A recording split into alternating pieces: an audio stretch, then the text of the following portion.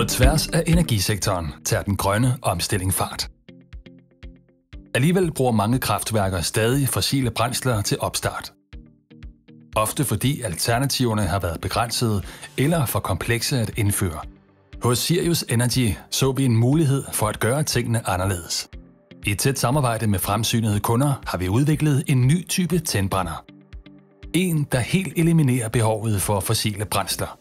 I stedet anvender den fint formalede træstøv, antændt med en højtemperatur plasmaflamme.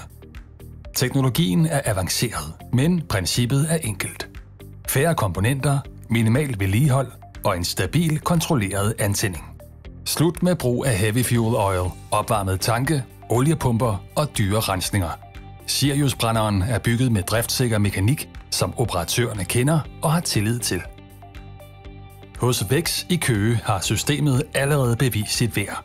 Brænderen har leveret en stabil og pålidelig opstart i over 98% af alle forsøg. En markant forbedring i forhold til den tidligere løsning. Antændingen er ikke blot renere, men også mere ensartet og lettere at styre.